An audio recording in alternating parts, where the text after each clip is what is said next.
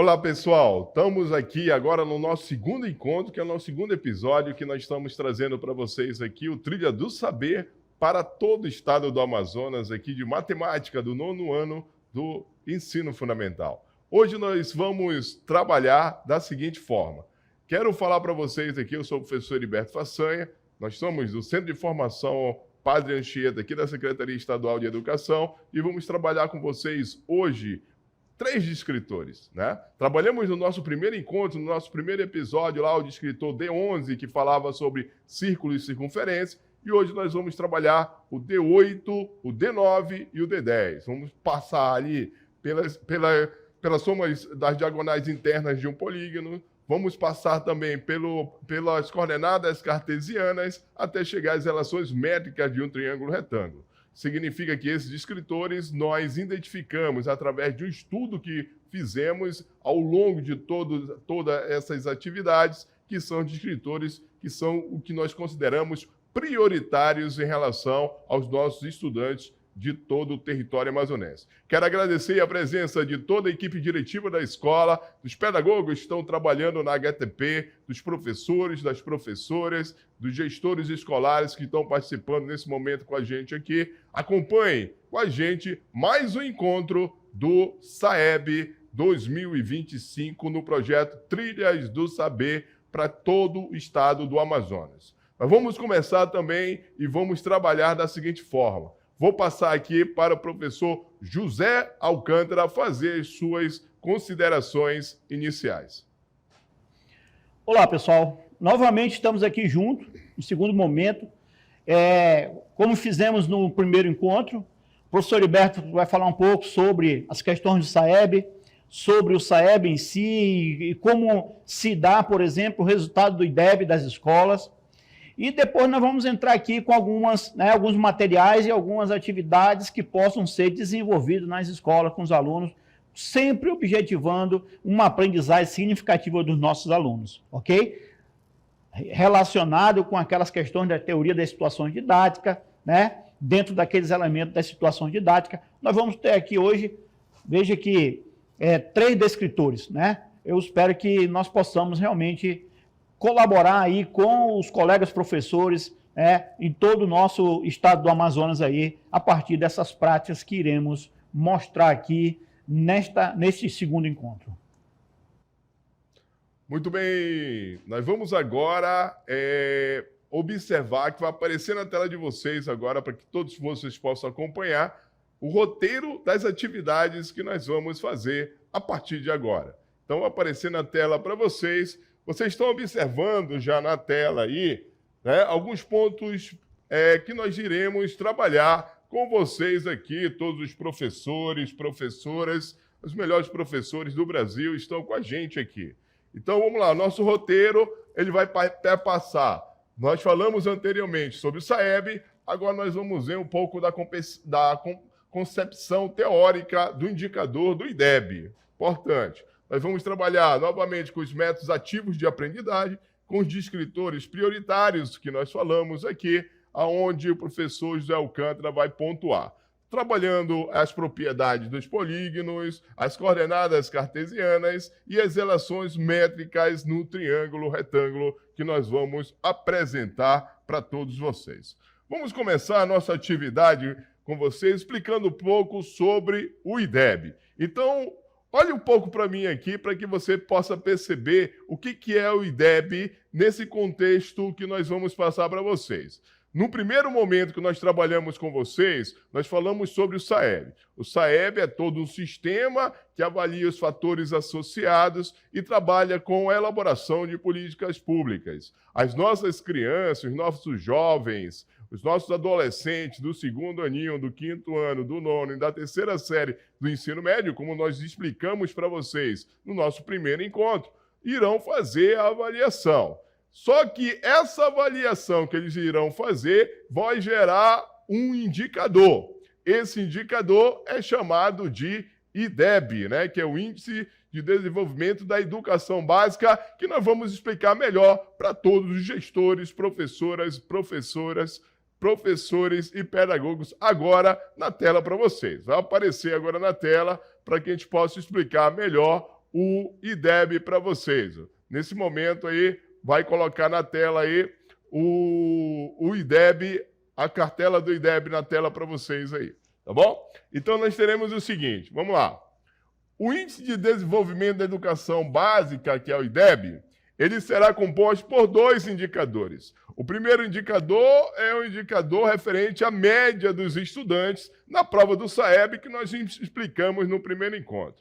O segundo indicador é o fluxo escolar, o que significa os dados sobre aprovação escolar obtidas no censo escolar, aonde será encaminhado ao INEP esses resultados.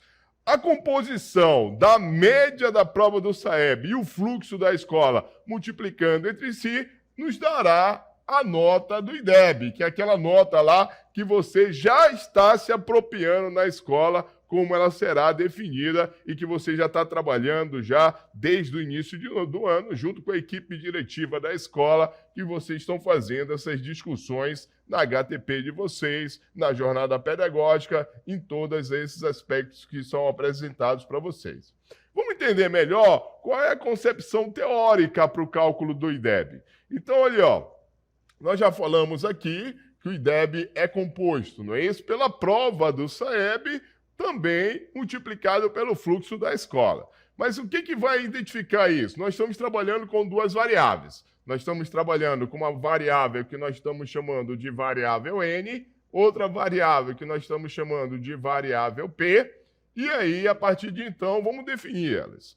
O N, que eu coloquei na tela aqui, ele é definido como média da nota padronizada em língua portuguesa e matemática. O P, que nós estamos mostrando aqui, que será feito essa multiplicação, ele é definido como intervalo de tempo médio de conclusão na etapa de ensino, aferido através da taxa de aprovação de cada série da etapa de ensino. Muito bem, então nós podemos observar nessa relação que a gente está fazendo para vocês, que o meu N, como é uma nota da avaliação do SAEB, ele vai sofrer uma variação da sua nota de 0 a 10. Já o fluxo escolar, ele vai representado por P, ele vai sofrer uma variação de 0 a 1, né? Levando em consideração que 1 aqui corresponde a 100% do fluxo da escola. Muito bem. A partir desse momento que eu estou representando essa concepção teórica para que a gente possa entender melhor o IDEB, nós temos as seguintes representações. Estou colocando na tela para vocês um exemplo bem básico, né? Bem básico do que nós estamos trabalhando. Então, olha aqui, nós temos um exemplo claro aqui. Esse exemplo é um exemplo do 5º ano do ensino fundamental, mas é um exemplo que serve basicamente para todas as etapas de ensino. Então, vamos entender um pouco melhor de como é feito o IDEB nessa proposta aqui. Vamos entender um pouco melhor. Então, o que nós teremos aqui? Nós teremos o seguinte, ó. Aqui eu tenho um estudante que fez a avaliação e tirou uma média de proficiência na avaliação do SAEB de 162,91. Em matemática, ele tirou no seu desempenho uma proficiência de 168,07. Nós colocamos aqui no modelo matemático, que é disponibilizado pelo INEP, e aí obtivemos, tanto para a língua portuguesa, uma nota de 4,14 e na proficiência no modelo matemático, uma nota de 4,12. Significa dizer que a nota final de língua portuguesa e matemática será uma média aritmética. Somar 4,14 mais 4,12, dividir, e aí nós temos por 2, e aí teremos uma nota de 4,13. Então, essa é a primeira variável que nós estamos observando aqui. É a variável que define a nota da prova padronizada do SAEB. Então, nessa perspectiva, nós vamos trabalhar com a outra variável. A outra variável que nós vamos trabalhar é a variável do fluxo escolar. Mas olhe um pouquinho para mim, para que a gente possa fazer uma análise profunda, olhando para você, professor, professor e toda a equipe diretiva da escola. Esse processo é interessante fazer. Por quê? Porque tem que deixar claro para toda a equipe pedagógica da escola o quê? Deixar claro o seguinte: a série avaliada é o segundo aninho, é o quinto ano, é o nono ano, é a terceira série do ensino médio. Mas tem um detalhe, não é isso? Quando a gente trabalha com a variável P, que é o tempo inverso de conclusão do estudante na escola, nós trabalhamos com toda a etapa de ensino. Isso significa dizer o seguinte, essa proposição ela é feita, por exemplo, nos anos finais. O fluxo escolar será do sexto, do sétimo, do oitavo e do nono. Para os anos iniciais, do quinto aninho, esse fluxo escolar será feito no primeiro aninho, no segundo, no terceiro, no quarto e no quinto. Então, é importante que todos os professores e toda a escola estejam envolvidas nesse processo pedagógico que você está trabalhando com muito carinho, com muito respeito, com muita competência, olhando para você, professor, professora, olhando para os pedagogos que estão participando da HTP e nesse momento que nós estamos falando para você, e olhando também para o gestor da escola. É importante essa sensibilização que todos os professores têm que participar nesse momento. Toda a equipe, toda a comunidade escolar, ela tem que estar entendendo todo o processo, porque eu tenho certeza que a sua escola vai aumentar o seu indicador, vai aumentar a qualidade de ensino e você terá resultados muito positivos no ano de 2025. Vem comigo agora na tela aqui para que a gente possa explicar melhor como é esse fluxo da variável P. Então, vai aparecer na tela aí para você, para que a gente possa trabalhar o inverso do tempo médio de conclusão que nós estamos falando. Então, pegamos um exemplo aqui, um exemplo para que você entenda na prática o que ocorre. Ocorre o seguinte, nós estamos trabalhando aqui com a etapa dos anos iniciais e aí fazer analogia para os anos finais. O que acontece? Acontece o seguinte, no primeiro aninho, a taxa de aprovação que nós temos no primeiro aninho é 100%. A esperada era de quanto? 100% no primeiro aninho. No segundo aninho, a taxa esperada é de 100. Então, aparece aqui que essa escola aqui fictícia, ela teve uma aprovação de 100%.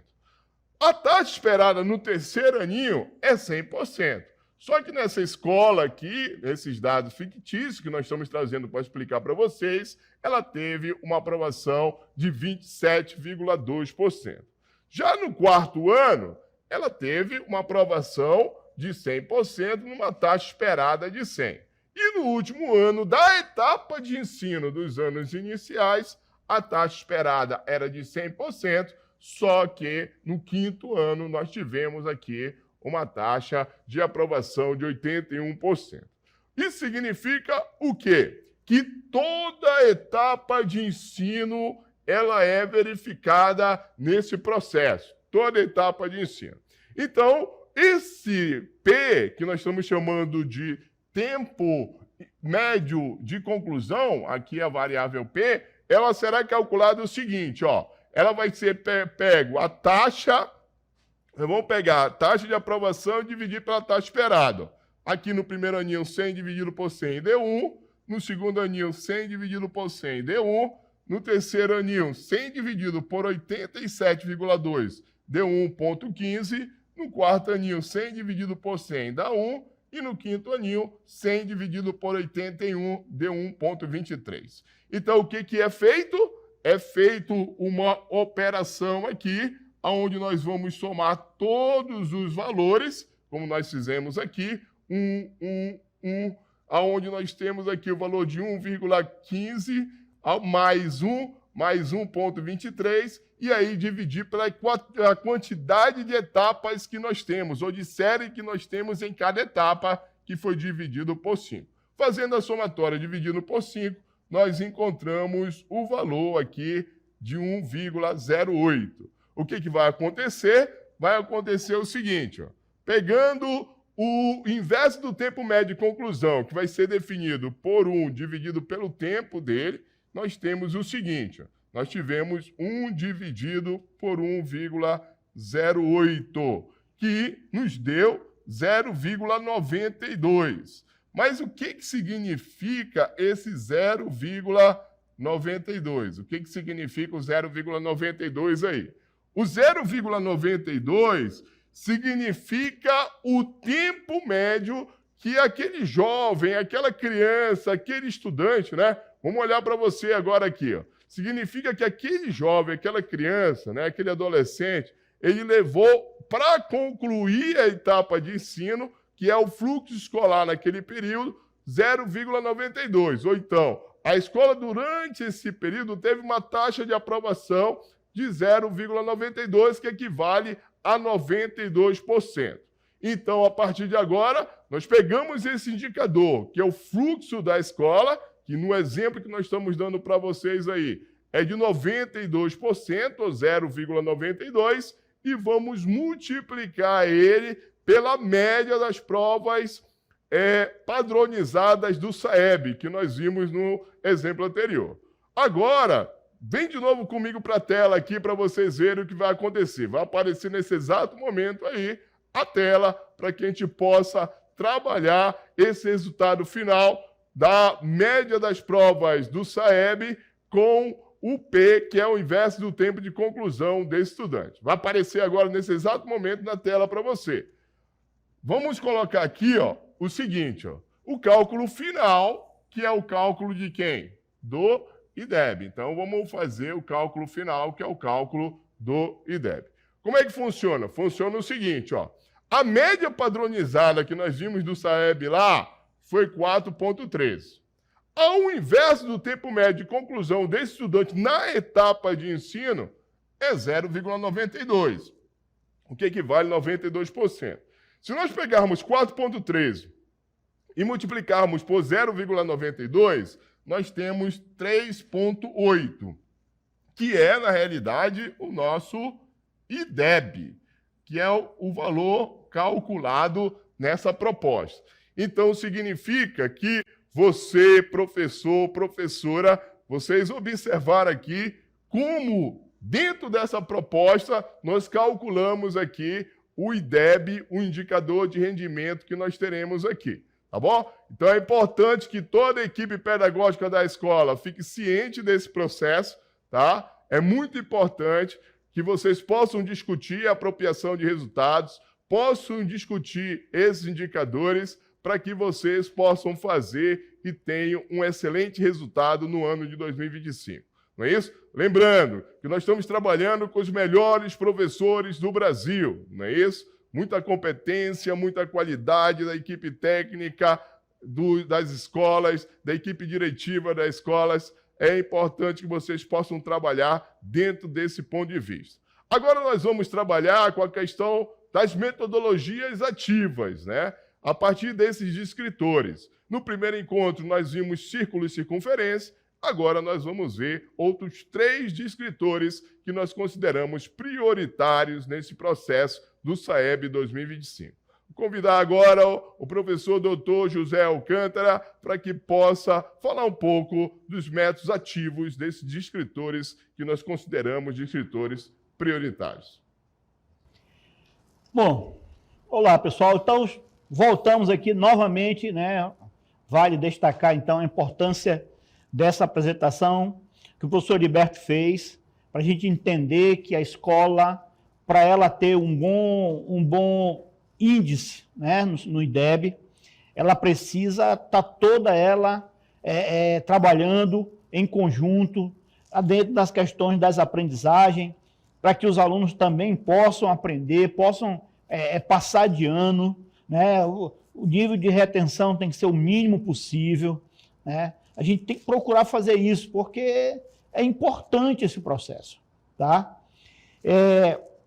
Agora nós vamos, né, como nós temos feito, então nós vamos falar agora um pouco sobre os descritores, tá? E como nós podemos, né, tentar trazer algumas possibilidades ativas dentro da escola, dentro de sala de aula com os alunos de vocês.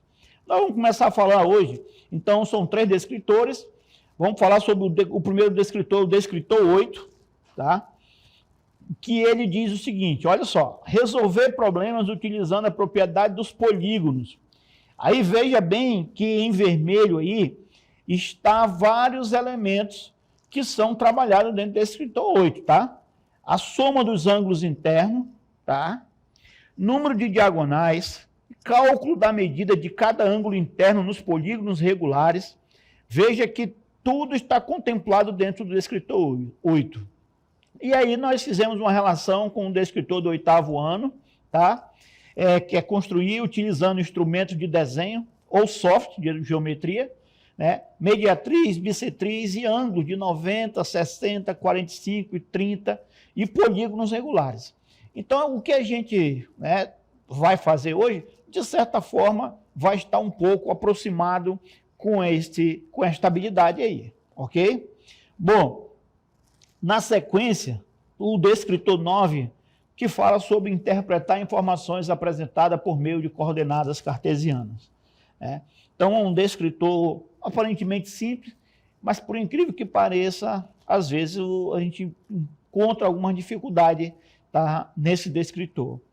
Nesse descritor, associado a esse descritor dos 6º anos, né, que é associar pares ordenados de números a ponto do plano cartesiano, tá? Do primeiro quadrante em situações como a localização dos vértices de um polígono. Então veja que o que a gente vai apresentar hoje aqui tem tudo a ver com esse descritor e com essa habilidade, ok? E o último descritor que iremos falar alguma coisa aqui, trazer uma atividade que consideramos bem interessante, é o descritor 10, tá? Que é utilizar relações métricas no triângulo retângulo para resolver problemas significativos. E aí, a esse descritor está associado duas habilidades. A primeira, lá, as duas do 9º ano. Demonstrar relações métricas no triângulo retângulo, e aí entre elas o teorema de Pitágoras, utilizando inclusive a semelhança de triângulo, que é o que nós vamos fazer na nossa atividade aqui. E outra habilidade é resolver elaborar problemas de aplicação do teorema de Pitágoras. Lembrando que esse descritor 10, gente, ele trabalha bem mais o teorema de Pitágoras até do que as outras relações métricas. A relação métrica mais utilizada no descritor 10 é o teorema de Pitágoras. Mas a atividade que a gente vai fazer, a gente vai tentar englobar tudo, ok? Então, veja bem, para a primeira atividade que a gente vai mostrar aqui na tela, a gente tem um materialzinho aqui que eu quero mostrar para vocês. Não sei se vocês vão conseguir enxergar aí na tela, ó. É de acrílico, mas o primeiro material desse aqui que eu trabalhei foi um material feito com aqueles materialzinho de crachá que a gente faz, né? Um PVCzinho de crachá. Aquele PVC, você encontra eles aos pacotes de 100, né? E o PVC vem uns quadradinhos assim, ó, de PVC. Aquele PVC ele é altamente cortável, você com o uso de um estilete, claro, de um transferidor, de uma régua, você cortar e fazer essas figuras. Veja, o que é necessário ter nesse triângulo aqui, ó? Eu tenho um triângulo, tá? Retângulo, cujas as medidas, aí as medidas dos ângulos, 30, 60 e 90. E aí o que é importante aqui, ó? Que esse cateto menor, o cateto menor, seja a metade da hipotenusa. Tá? Então, cateto menor, metade da hipotenusa, e os ângulos medindo 30, 60 e 90 graus. Tendo dois triângulozinhos desse em mãos, olha só. A gente vai ver uma sequência de atividades que é requerida aí para nós. Na sequência, nós temos aí os materiais que são utilizados. Olha só. Os materiais que são utilizados. Então, são os dois triângulos retângulos que nós mostramos inicialmente, tá? Medindo 30, 60 e 90. Também, veja bem, esse círculo de 8 centímetros de diâmetro, ele pode ser utilizado ou não. Depois eu vou explicar ali no quadro com mais detalhes. Uma tesoura, 2 folhas de papel ofício, lápis ou caneta e uma régua. ok? Então, basicamente, esse é o material. Aí a gente vai ver os dois triângulos aí, né, que eu falei ainda agora, a gente vai mostrar ele. Observa. Então, nós temos aí os dois triângulos, tá? Dois triângulos retângulos em azul e esse círculo aí em cinza, mais ou menos, ok? Com esse material, a gente tem de novo, como nós fizemos no primeiro encontro, nós temos uma sequência de ações, ok? Essa sequência de ações, ela começa com a primeira o seguinte, ó, usando os dois triângulos e justapondo lados iguais, forme todas as figuras possíveis. Então, veja bem, eu vou tentar mostrar para vocês aqui, agora, para vocês entenderem qual é o procedimento aqui, ó. Eu estou com os dois triângulos, a atividade diz que eu tenho que justapor lados iguais. Ó, esses dois lados são iguais, então eu vou justapor ele aqui, colocar no papel e riscar aqui o contorno dele. Ah, mas esses dois lados também justapondo assim, eu obtenho essa outra figura, ó. E aí, de novo, ó, traço aqui o contorno na folha de papel. Ah, se eu pegar as duas hipotenusas aqui, ó, justapor essas duas hipotenusas desse formato aqui, eu tenho esse trapezoide aqui. Se eu fizer isso ainda, ó, com as duas hipotenusas, eu obtenho esse retângulo. Com o cateto menor aqui, ó, os catetos menores, nesse formato aqui, os dois catetos formam aqui um triângulo isósceles. E nesse formato, tá? Os dois catetos, ó, eles formam um paralelogramo, ok? Então, veja bem, tem a pergunta que é feita aí na ação 1, embaixo da ação 1 que a gente viu, quantas figuras foram construídas? Então, o total de figuras que vão ser construídas, gente, só são 6, tá? Lados congruentes, justaposição de lados iguais, só dá para fazer 6 figuras com esses dois triângulos. Quais são as figuras? A gente vai mostrar aí, na próxima cartela, as figuras que vão aparecendo, que eu fui mostrando para vocês ainda agora. Ó. Um retângulo, um quadrilátero qualquer, ou também eu chamo de trapezoide, ok? Então, essas são duas, mais duas aí, ó, triângulo isósceles e o paralelogramo, ok? E as últimas duas, outro paralelogramo e o triângulo equilátero. São as 6 figuras, ok? Aí, veja bem, ó, na sequência dessa atividade, se você... Porque você pode usar, então, se você quiser fazer atividade usando só os triângulos, você pode. Mas no início a gente fazia usando esse círculo aí, ó, para você ver. Esse círculo que vai ser apresentado na próxima cartela aqui, observe bem, eu tenho um círculo inicial que ele é dobrado ao meio, cortado, tá? E eu obtenho ali, então, eu tenho um círculo inicial com numeração 1 aí nele. Quando eu dobro ele ao meio, então eu obtenho aí, ó, essa meia-luazinha desse, que a gente chama número 2. Quando eu pego uma meia-luazinha dessa aí, tá? Eu tenho duas metades, eu peguei uma, dobrei ao meio novo, cortei, eu obtenho aquele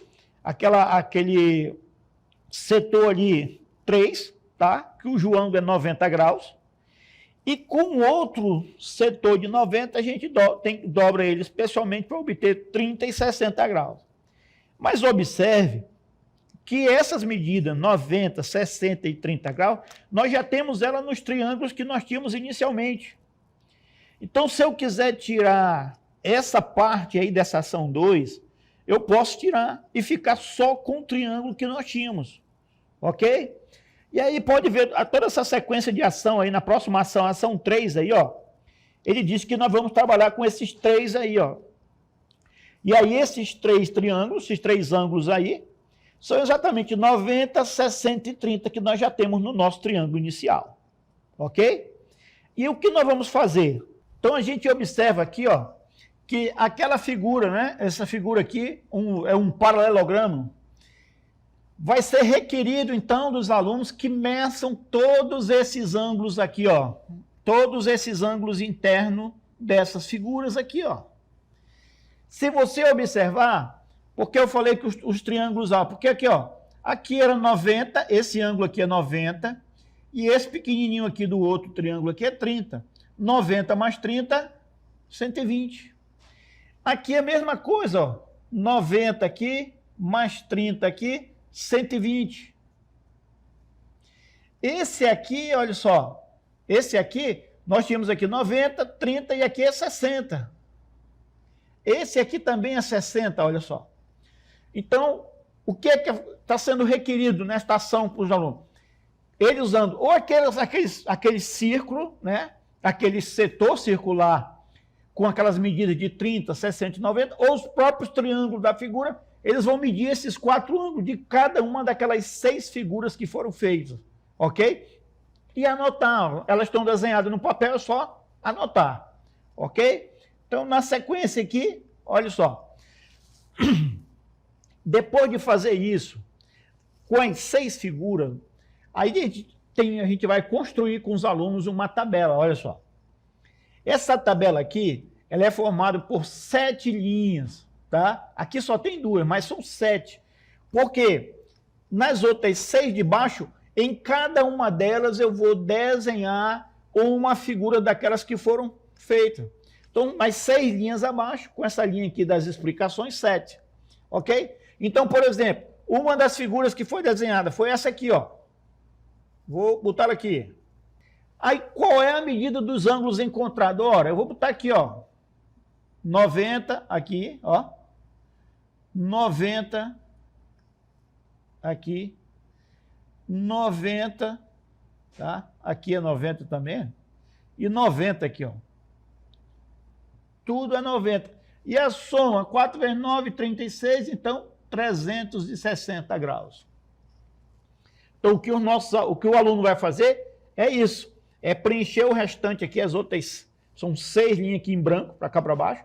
Cada linha dessa aqui, uma daquelas figuras vão ser desenhadas, vão colocar os ângulos que eles já anotaram anteriormente e vão colocar a soma aqui, ok?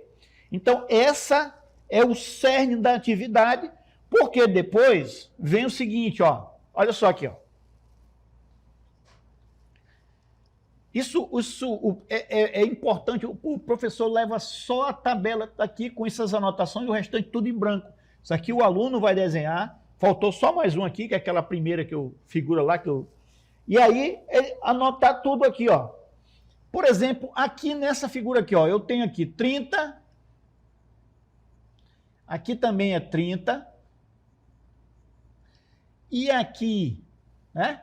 Observe o triângulo que nós tínhamos, ó. 90, 30 e 60. 60 com mais 60, 120 aqui, ó. Somando tudo. Ó.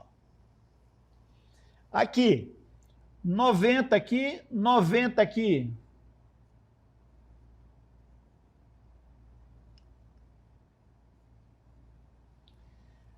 Aqui 60, tá? Porque é 30 mais 30, 60. E aqui, 120. Se você somar tudo, 360. Aqui, 30. Aqui, 30. Aqui, 90 mais 60, 150. 90 mais 60, 150. E aqui, de novo, somando tudo, 360. Aqui é 60, 60, 60. No caso aqui é a medida em graus, tá, gente? Aqui. 3 vezes 60, 180 graus. E aqui, nós já fizemos aqui 90, 90, 90, 90, 360. Então, observe que a próxima cartela, que eu não vou colocar ainda, mas, por exemplo, ela vai pedir para que os discentes que fizeram tudo isso, a partir da análise aqui, ó, de todas essas anotações, e principalmente essa coluna aqui, ó, tentar chegar a alguma conclusão. Qual é a conclusão que a gente gostaria que ele chegasse, né? E, claro, se ele não chegar, o professor depois ele entra sistematizando. Mas, por exemplo, ó, a soma dos ângulos internos dos triângulos, tanto aqui, ó, quanto aqui, a soma dos ângulos internos deu 180. A soma dos ângulos internos dos quadriláteros, ó, inclusive o outro que não está desenhado aqui, a soma é sempre 360. Então, a conclusão que é requerida aqui, olha só, a que conclusões você chegou depois dessas ações anteriores, depois de analisar a terceira coluna, né, que nós falamos ainda agora. Então, a conclusão é, a soma dos ângulos internos de qualquer triângulo é 180 graus e dos quadriláteros 360. Aí vem aqui, é possível fazer alguma demonstração com base nas conclusões? Aí, gente, eu vou voltar para a mesa, que eu quero, mostrando na mesa e nas cartelas aqui, um material bem interessante para a gente trabalhar com essa, que ele fala aqui, com essa demonstração. Vou mostrar aqui para vocês algumas figuras aqui, ó. Essas figuras, né, são figuras feitas em papelão, e se você observar essa figura aqui, ó, ela foi dividida, para traçar uma diagonal dela aqui, ó. Então veja que um quadrilátero, quando eu traço uma diagonal, é dividido em dois triângulos. E aí, claro, cada triângulo desse, nós sabemos que a soma, nós já vimos anteriormente, que a soma dos ângulos internos de um triângulo é 180. Ora, um quadrilátero, então, se eu divido em dois triângulos, então 180 mais 180, 360. Que também nós já vimos. Mas aí vem a demonstração que a gente quer, essa demonstração da soma dos ângulos internos de um triângulo, falou, de um polígono qualquer. Porque quando eu pego, veja, tem um polígono de 4 lados. Se eu pegar um polígono de 5 lados, vou pegar aqui um de 5 lados. Isso tem que ser feito junto com os alunos, tá, gente? Veja, eu tenho um polígono de 5 lados aqui, se você conferir, tem 5 lados. E aí, de novo, eu pego a partir de um vértice aqui, ó, a partir de um vértice, eu traço todas as diagonais dessa figura, dividindo ela em triângulos. Então, veja bem, esse polígono de 5 lados, quantos triângulos nós encontramos aí? Né? É só contar, 1, 2, 3. Então, traçando as diagonais, nós obtivemos 3 triângulos. Então, eu sei que a soma dos ângulos internos de um pentágono é 3 vezes 180 graus.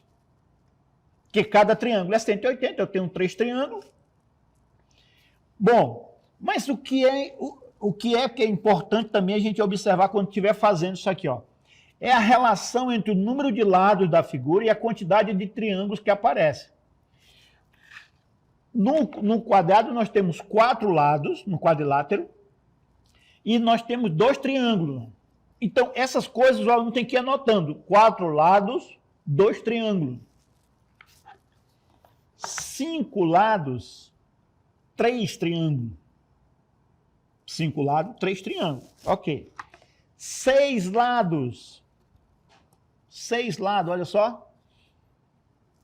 6 lados, nós temos 4 triângulos aí. Veja aqui com o material aqui, ó. Isso aqui é tala de Buriti, ó. Tala, tá? E papelão. 6 lados, 4 triângulos. Isso tudo o aluno tem que ir anotando. E por último, pegar mais um aqui. 8 lados. 8 lados, você percebe aí que nós podemos, traçando as diagonais aqui de um vértice, nós obtivemos 6 triângulos. Mas você pode perguntar, para que isso, né? Veja, ainda a pergunta que tinha ficado, é possível fazer alguma demonstração? Veja, com aquele material que nós fomos mostrando ali, e depois de anotado algumas coisas, ó, tá aqui, ó. Isso aqui tudo que nós estamos mostrando, os alunos iam anotando isso aqui, ó. 5 lados, 3 triângulos. Então, a soma dos ângulos internos vai ser o número de triângulos, que aqui no caso é 3, vezes 180, que dá 540. 6 lados. 6 lados, 4 triângulos. Então, vai ser o número de triângulos, que é 4, vezes 180, que dá 720, a soma dos ângulos internos dessa figura. Por último, de 8 lados aqui, ó. 8 lados, quantos triângulos? 1, 2, 3, 4, 5, 6. 6 triângulos. Então, a soma dos ângulos internos vai ser 6, o número de triângulos, vezes 180, que dá 1080 graus. Ok? Bom, ainda, para ajudar ainda mais o raciocínio, a gente faz uma tabelinha dessa aqui, ó. Que é aqui que está a charada da coisa, ó. O aluno tem que perceber, o professor não pode falar isso para o aluno. Se o professor fala, pronto, perdeu toda a construção do aluno. Número de lados, 2 triângulos. 5 lados, 3 triângulos. 6 lados, 4 triângulos. 8 lados, 6 triângulos. E aí, veja bem, ó, o professor vai pedir para os alunos analisar o seguinte, ó, qual é a relação que há entre o número de triângulos e o número de lados? Vocês conseguem observar? É uma relação que tem um padrão aqui, tá? Então, veja, esse cara menos 2, 4 menos 2, 2. 5 menos 2, 3. 6 menos 2, 4. 8 menos 2, 6. Então, o número de triângulos é sempre o número de lados menos 2. Portanto, se eu tenho uma figura de N lado, quantos triângulos vai aparecer? N menos 2, olha só. E, portanto, a soma dos ângulos internos, que aí essa é a fórmula que queremos chegar aqui, ó. Vai ser N menos 2 vezes o quê? 180 graus. Essa é a fórmula da soma dos ângulos internos, tá? De um polígono qualquer de N lados, tá? Dando sequência aqui, veja, a gente faz, veja, nós fizemos isso para a soma dos ângulos internos e agora para o número de diagonais. Se você observar, essa figura aqui, então é uma figura de 4 lados. E aí você vai analisar o seguinte, ó, de um vértice dela, de um vértice, sai quantas diagonais? Apenas uma. 4 lados, tá? Sai uma diagonal por vértice, ok? Então, se eu tenho 4 vértices, sai uma diagonal por vértice, então o total de diagonal deveria ser 4 vezes 1, 4. Só que aí tem um detalhe, né? Se você observar, essa diagonal ela serve para esse vértice aqui e para esse outro aqui, ó. Esses 2 vértices aqui, ó. Então ela está sendo contada 2 vezes, se eu fizer isso, 4 vezes 1. Então, como uma diagonal é sempre contada 2 vezes por esse sistema, no final a gente precisa dividir por 2. Ok? Então, por exemplo, aqui, ó. 1 por vértice, 4 vértices. 4 vezes 1, 4. Divide por 2. 4 dividido por 2 dá 2, que ainda tem mais uma diagonal que daria para fazer aqui. Colocar aqui, ó. 2 diagonais essa figura tem. E assim, o mesmo procedimento, gente, ó. Com uma figura de 5 lados. Quanta diagonal sai de cada lado, de cada vértice aqui, ó? 2. Tá certo? 2 diagonal por vértice, tem 5 vértices. 5 vezes 2 é 10, mas aí 10 vai contar repetida. 10 dividido por 2 só vai dar 5 diagonais essa figura. E assim, sucessivamente, todas as outras figuras que nós mostramos aqui, ó. Do hexágono, sai 3 vértices por cada diagonal, ó. Aliás, sai 3 diagonal por cada vértice, eu falei o contrário. Ok? Então, esse é o procedimento. Então, esse mesmo material aqui, olha só, ele serve tanto para me ajudar a descobrir aquela fórmula da soma dos ângulos internos, como para a fórmula do cálculo de diagonais. Por exemplo, aqui está saindo o quê? 5, aqui são 8 lados, olha só.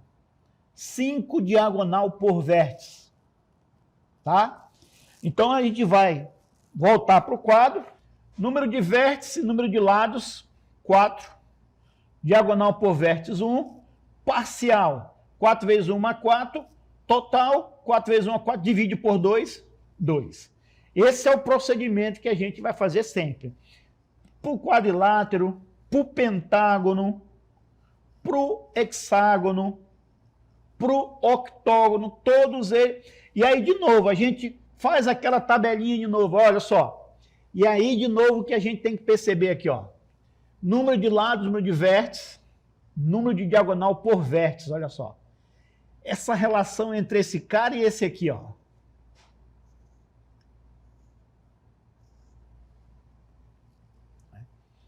Porque aqui, claro, você multiplica para ter o total parcial, divide por 2 para ter o total. Bom, aqui, daqui para cá, o que acontece? 4 menos 3, 1. 5 menos 3, 2. 6 menos 3, 3. 8 menos 3, 5. Então, se aqui é n, aqui vai ser n menos 3.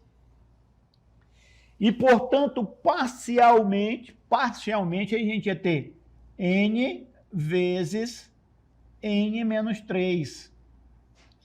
Mas para ter o total, né, no diagonal total, eu vou ter n vezes n menos 3 dividido por... Essa é a formulazinha, tá, do número de diagonais de um polígono com n qualquer número de lados. Ó, tá? Então, isso aqui, gente, construir isso com os alunos, né, não tem preço, tá? É altamente significativo. Aqui já é uma questão da contextualização e aplicação, algo interdisciplinar, que a gente gostaria também de mostrar para vocês. Veja que surge a partir de uma pergunta, né? Por que a cabeça do parafuso, em geral, é sextavada? O que é sextavada? Significa que ela é ela tem aqui nessa sua estrutura aqui na sua cabeça um hexágono regular, tá? Então, por que ela até tem algumas nesse formato aqui, mas não é muito comum, tá? Por que não é quadrada a cabeça? E por que não é em forma de um triângulo regular? Então, são perguntas que algumas questões aí nos ajudam a resolver, tá? E, no caso, a matemática vai Então, isso, novamente, uma atividade com os alunos, a gente começar fazendo essa pergunta aqui, ó. Por que a cabeça do parafuso, né, é nesse formato?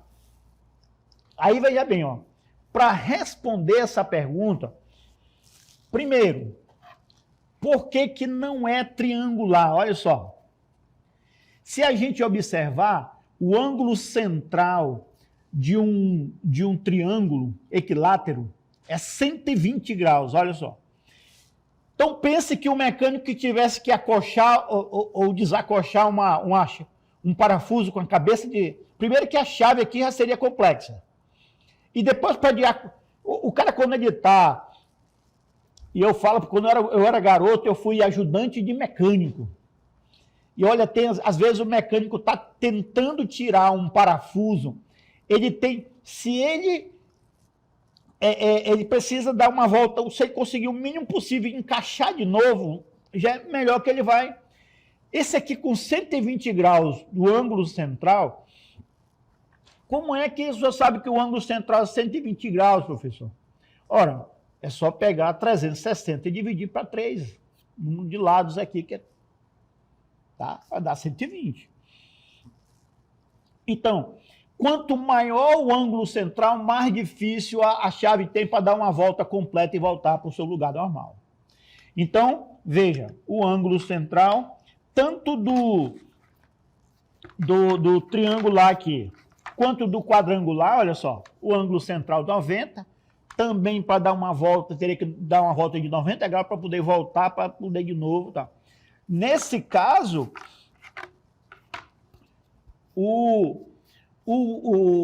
a cabeça parafuso sextavado, ó, 60 graus. 60 graus, rodou 60 graus, volta de novo aqui, ó, o local, mais 60 graus, voltou. Então, veja, a primeira resposta, por que a cabeça do parafuso é nesse formato, tem a ver, então, com a medida do ângulo central. Quanto menor a medida do ângulo central, melhor de dar uma volta aqui e ele voltar para o seu estado normal, tá? Bom, uma pergunta surge. E por que então que a chave não é nesse formato aqui de um octógono? Já que o octógono, o ângulo central só é 45 graus. O ângulo 45, rapidinho eu dou aqui uma volta de 45 graus e volta para o normal. 45 volta para a posição aqui inicial. Então, o octógono, digamos assim, seria melhor do que o hexágono. Mas aí vem um outro elemento aqui importante, ó. Esse ângulozinho em azul aqui, ó, chamado ângulo interno. Veja que nós estamos falando já de ângulo interno. Se eu quero saber qual é a medida do ângulo interno de um octógono regular, que está lá naquele descritor lá, tá? Eu pego, nós vimos ainda agora como saber a soma dos ângulos internos, por aquela formulazinha. SI é igual a N menos 2 vezes 180, tá? Então, o N aqui é 8, 8 menos 2, 6, 6 vezes 180, eu tenho um total geral, e aí divido por 8 aqui, ó, para mim ter esse ângulo, tá? Medida do ângulo interno em azul aqui, ó, do octógono regular. Então, se eu não estou enganado, é 135 graus a medida do ângulo interno, isso aqui, ó. Aí tem uma coisa aqui, que quem já em casa já tentou acochar ou afrouxar um parafuso, e ele está muito duro, a chave ela não encaixa 100%, ela tem uma folgazinha. Se o parafuso fosse nesse formato, com esse ângulo interno aqui, com 135 graus, a chance dele acontecer o que eles chamam de espanamento, espanou a cabeça do parafuso, ou numa linguagem mais popular, o parafuso cuspiu. Ela fica quase que arredondada, você não consegue mexer com ela de jeito nenhum. Então, quanto maior a quantidade de lados da figura, tudo bem, menor vai ser o ângulo central, mas maior vai ser o ângulo interno. E quanto maior o ângulo interno, mais próximo do círculo a figura está, e mais difícil seria para desacochar isso aqui, e mais fácil seria para espanar a cabeça do parafuso. Tá? Então, veja, nós já trabalhamos aqui com dois conceitos, ângulo central, ângulo interno. E ainda tem mais um, né? Porque às vezes a pessoa pergunta, por que não faz uma cabeça nesse formato aqui, ó? Que seria até interessante, mas o problema é isso. É que o hexágono regular tem uma outra coisa que nos ajuda. É que os lados opostos são paralelos, tá?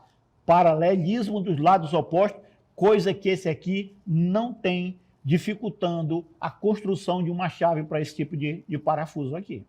Então, só para responder aquela pergunta lá, por que a cabeça do parafuso é sextavada? Devido ao ângulo central, devido ao ângulo interno e devido ao paralelismo entre os lados do hexágono regular. Aqui, ó, novamente, uma contextualização, essa questão dos polígonos regulares, ó.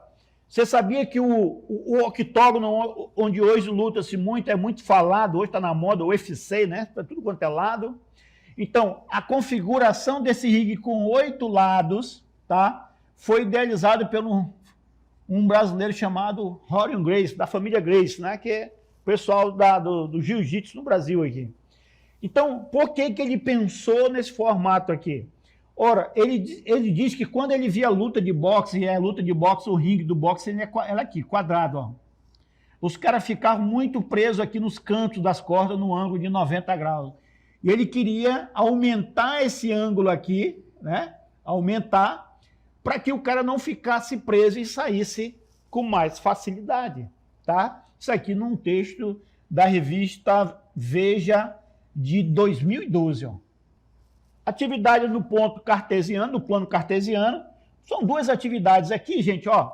Uma, né, você fazer um tabuleiro, tá, com as coordenadas cartesianas, o eixo X e o eixo Y, e trabalhar o que às vezes eu gosto de trabalhar isso. Você faz tipo uma batalha naval, mas as embarcações são poligonais, aonde essas embarcações já tem que ter as medidas certas junto com aqui o plano, para que elas fiquem, os vértices delas fiquem em pontos do plano. Porque, digamos assim, o camarada só afunda uma embarcação qualquer se ele acertar as coordenadas de todos os vértices do polígono que representa a embarcação. Ó. Tá? Então, se o cara acertasse esses 4 aqui, ele fundaria essa. Se acertasse esses 4 aqui, afundaria essa outra embarcação e assim iria. Tá? E para acertar, ele tem que trabalhar as coordenadas no plano cartesiano. Tem uma outra atividade aqui, já é mais de cunho interdisciplinar, que eu quero mostrar para vocês. Ó. Essa imagem aqui não é a melhor, tá? Mas ela vai servir para o que nós queremos. Ó. Na mesa, eu vou mostrar para vocês, sobre a mesa, tem aqui um material, isso aqui eu mandei fazer. Ó, nós temos aqui o globo terrestre aqui, ó, tá? E esse globo aqui a gente sabe que, aí veja bem, ó, o professor tem que ter um pouco de... O que é ser interdisciplinar? Na matemática nós pegamos aqui, ó, o eixo X e o eixo Y, na matemática. Na geografia nós temos as chamadas coordenadas cartesianas, ok? Quais são as coordenadas cartesianas da geografia? Latitude e longitude. Aí veja bem, ó, no globo, o globo terrestre, ele é dividido por linhas imaginárias, né? Conhecido como paralelos e meridianos. O principal paralelo aqui, ó, que corresponde ao nosso eixo X aqui, é a linha do Equador. E o principal meridiano que corresponde aqui ao eixo Y é o que nós chamamos de meridiano de Greenwich. Então, olha só que aqui, ó, essas duas linhas aqui, ó, na matemática é o eixo X e o eixo Y. Na geografia é a linha do Equador e o meridiano de Greenwich. Então, veja, nós podemos trabalhar de forma interdisciplinar, trabalhando com as coordenadas cartesianas. Não só, aliás, trabalhando com as coordenadas geográficas, não só com as cartesianas, que para o matemático é mais tranquilo. Então, veja bem, o professor Heriberto está ali na mesa, ele vai fazer o... Porque, veja bem, para mim fazer uma atividade dessa aqui, a gente precisa de 4 dados, olha só, dá um trabalhozinho. Um dado no formato de dodecaedro, um dado no formato de octaedro e 2 dados normais, um com norte e sul e o outro leste e oeste. Então, o professor Heriberto vai jogar ali o dado no formato de octaedro e o outro dado que está com norte e sul. Esses 2 primeiro, o de octaedro e o que está com norte e sul, professor.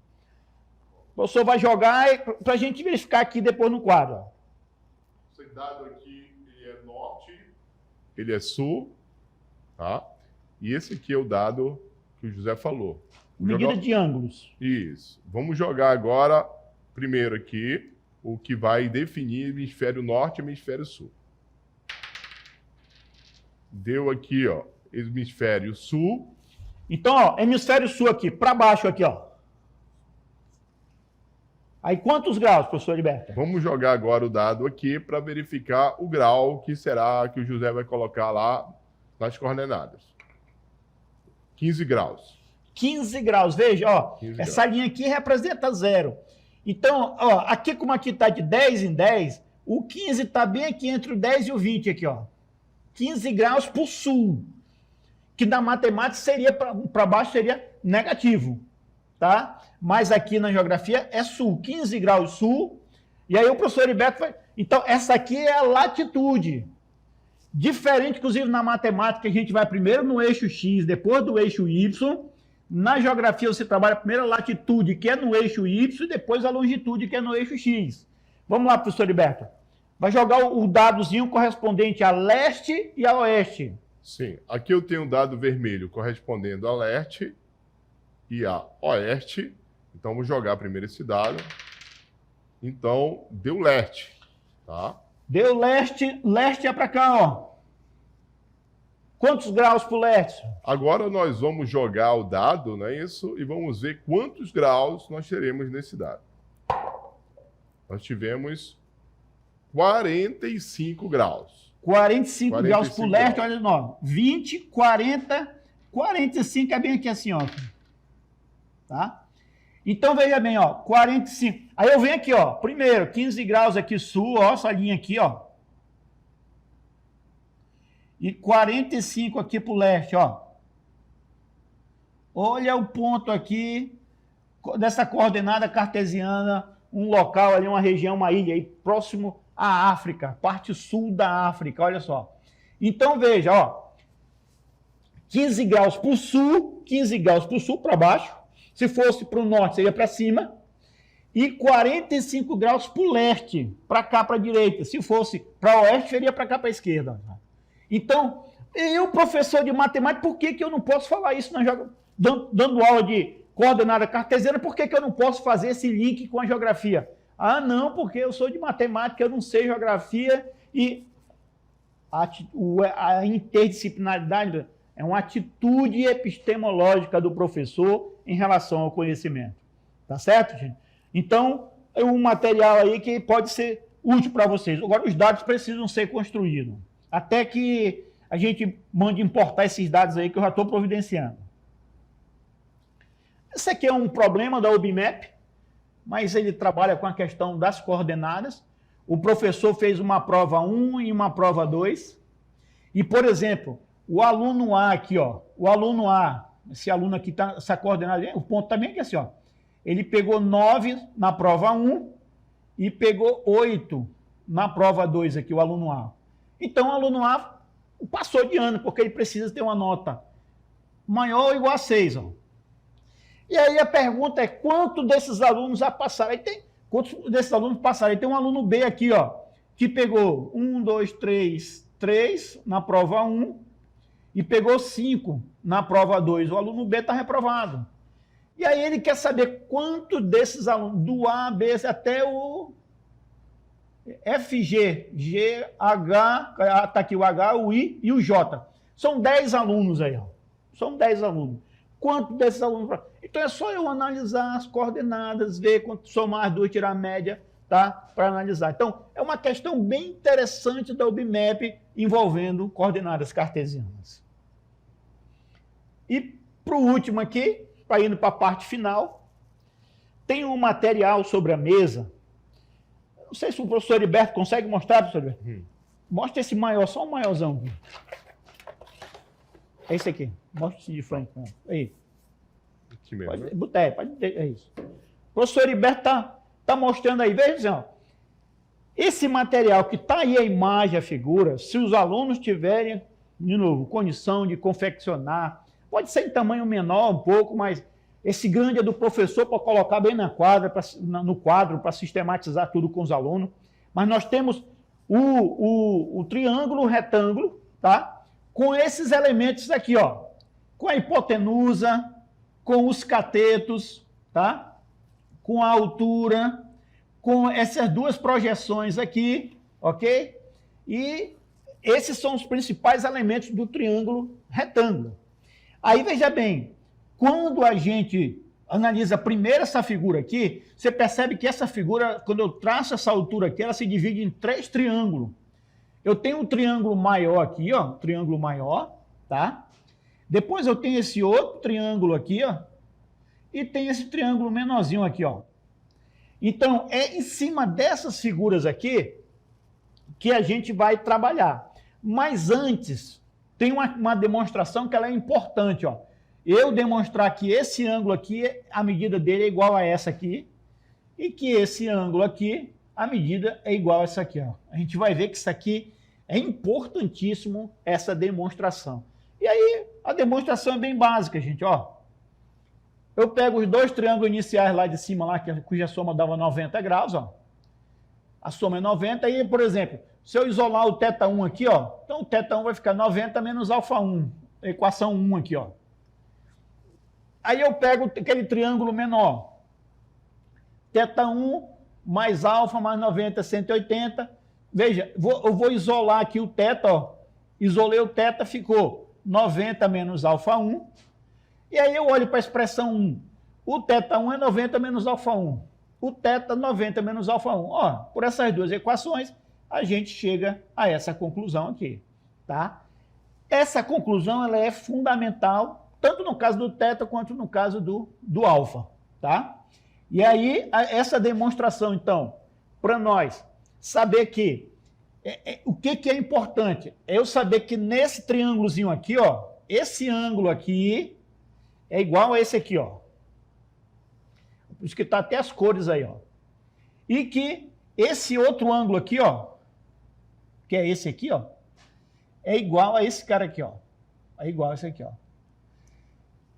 Isso aqui, gente, é fundamental, porque quando você divide essas figuras aqui, ó, que conclusão a gente tem, ó? Triângulo grandão, reto, aí aqui, eu vou chamar pela cor, ângulo azul e ângulo amarelo. Triângulo 2, ângulo reto, triângulo azul, amarelo. E o ângulo 3, ângulo reto, azul e amarelo. Bom, mas isso aí, para que isso aí está servindo, professor? Vamos lá, seguir aqui. Olha só isso aqui, gente. No triângulo 1, o ângulo, aí a gente vai olhar aqui, ó, ângulo reto no triângulo 1. Quem é o lado oposto ao ângulo reto? A. No triângulo 2, quem é o lado oposto ao ângulo reto? C. No triângulo 3, quem é o oposto ao ângulo reto? B. O ângulo em azul aqui, ó, no triângulo 1, o ângulo em azul aqui, tá? O oposto ao ângulo azul, C. O oposto ao ângulo azul, M. O oposto ao ângulo azul, H. E o ângulozinho amarelo, o oposto ao ângulo amarelo, B. O oposto ao ângulo amarelo, H. E o oposto ao ângulo amarelo, N. Fechou essa tabelinha aqui, gente? Vocês vão ver o que facilita para os nossos alunos o quê? O encontro de todas as relações métricas no triângulo retângulo, partindo da semelhança desses triângulos, 3 são semelhantes, e a partir da semelhança a gente faz as proporcionalidades entre os lados correspondentes. Então, por exemplo, aqui, ó, eu posso dizer, veja que a armação ficaria A está para C, assim como C está para M, ó. E aí, A vezes M é igual a C ao quadrado, C vezes C, ó. E aqui, do jeito que você fizer, você vai obtendo todas as relações métricas no triângulo retângulo. Esse com esse. Ah, agora esse com esse, ó. Eu quero fazer esse com esse aqui, ó. A vezes N igual a B ao quadrado. E assim você faz... Opa, peraí, voltando. Assim você faz todas elas, gente, tá? Essa daqui, ó. M vezes N é igual a H ao quadrado. Todas essas relações. E aparecem essas duas que estão marcadas aqui, que são duas relações que nem aparecem no livro didático, eu não sei porquê. Ok? Então, você de posse de um material desse, na sala com os alunos fazendo, analisando, eles mesmos vão construir isso aqui, ó. Fazer essas anotações aqui iniciais. Não é o professor, não. O professor dá para o aluno fazer e depois chegar nessas relações. Que é muito melhor do que simplesmente a gente chegar para o aluno, botar isso aqui na sala, ó, e escrever tudo isso daqui. Sem essas duas, porque essas duas aqui praticamente não entram. O professor dá todas essas aí, põe essa figura e dá tudo isso aí, diz assim, meu filho não vai resolver problema. O menino não teve participação ativa praticamente em nada do processo construtivo disso aí. Tá? Então, gente, é basicamente isso que nós estamos falando. Aí, veja bem, só para finalizar aqui. O aluno chega no ensino médio, ele vai trabalhar física. Olha só.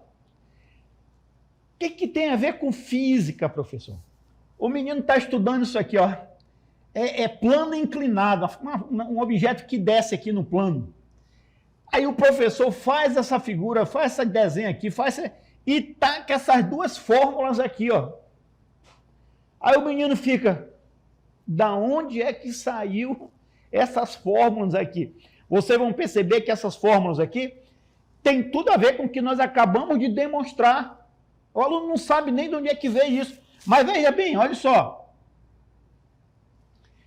Perceba que o objeto aqui, olha só, o objeto que está descendo, tá? Aqui nós temos a força-peso, ó, a força-peso. Aqui nós temos a força, essa força aqui, a força-peso no eixo X, que chama de PX, e a força-peso no eixo Y, PY. Tá aqui os vetores aqui, ó. Aí nós mostramos ainda agora que esse ângulo é igual a esse. Aqui é a chave do problema. Porque quando eu estou falando aqui, ó, quem é o seno? Tá aqui. Seno desse ângulo θ aqui, ó. Seno dele aqui, ó. O que é seno? É o cateto oposto sobre a hipotenusa. A hipotenusa é esse cara aqui, o maior aqui, ó. Então, veja bem, o que é o PX? É o P vezes o seno de θ. Aqui, essa desgraça aqui, eu vou voltar aqui. Vou voltar. Ó, PX é o P seno de θ que o aluno não sabe de jeito nenhum da onde é que surge isso daí, tá? E a demonstração tão simples a demonstração. Isso serve para o seno e serve para o cosseno aqui, ó. Serve para o seno e serve para o cosseno, para chegar nessas duas fórmulas aqui, que é usada na física, mas que precisa do conhecimento matemático. E o cara não tem, porque às vezes o professor não demonstra e não aplica em outros contextos fora da matemática. Tá certo? Tem dois probleminhas aqui, mas é só para a gente... Isso aqui, R1 e R2 são perpendiculares, então aqui o ângulo é reto, ó. Cruza-se no ponto O, a distância OA e OB tem 60 km e o outro é 80 km. Calcule, ele quer saber essa distância aqui, que é a altura do triângulo retângulo. E aí, veja, nós temos uma relação que diz o seguinte: A vezes H é igual a B vezes C. Mas antes do teorema de Pitágoras, se eu tenho B e C, eu acho o A, que é A ao quadrado é igual a B ao quadrado mais C ao quadrado, que é o teorema de Pitágoras. Eu vou achar primeiro o A, a partir da relação aqui, e depois que eu achar o A, eu vou achar o H, usando essa outra relação aqui, ó. É problema, tá? Mas os meninos, às vezes, eles não sabem nem o que fazer diante disso aqui. E aqui finalizamos, então. Veja que aquela atividade do parafuso aqui, ó, é um texto do professor Imenes e do professor Jakubovic, dizendo, quero reiterar aqui, a importância, então, do uso de materiais, tá? Materiais concretos, materiais que possam ser construídos junto com os alunos em sala de aula, onde os alunos vão medir, vão interagir, vão... Gente, isso é fundamental na construção do conhecimento. Eu vou ser sincero, eu não acredito numa educação em que o aluno fica só olhando o professor falar o tempo todinho e o aluno mesmo não faz nenhum tipo de atividade cognitiva numa aula de matemática. Então, professores, eu espero que esse segundo encontro nosso aqui possa ter também, novamente, contribuído, né, com o trabalho de vocês aí na escola. No nosso próximo encontro, nós vamos falar aí mais sobre 3 descritores e também trazendo sugestões de atividade para a sala de aula, ok? Muito obrigado, eu vou passar para o professor Heriberto. Nós estamos aqui com vocês, né, durante esse segundo encontro e aqui mostramos para vocês alguns descritores que consideramos prioritários em cima de uma análise pedagógica dos resultados que nós encontramos da participação dos estudantes do território amazonense em relação a esses descritores. Então, mostram que esses descritores são descritores prioritários. Então, nós estamos finalizando o segundo encontro e já convidando você, professor, professora, não é isso? Os pedagogos aí que estão assistindo esse momento e todos os gestores e a equipe diretiva da escola que venha participar com a gente do terceiro encontro, que nós vamos ter boas novidades para vocês aí, tá bom? Desejamos aí, até o próximo encontro aí, nós aqui do Centro de Formação Padre Anchieta, aqui da Secretaria de Educação. Tá? Fique com Deus, fique com os anjos Tchau, até o terceiro encontro.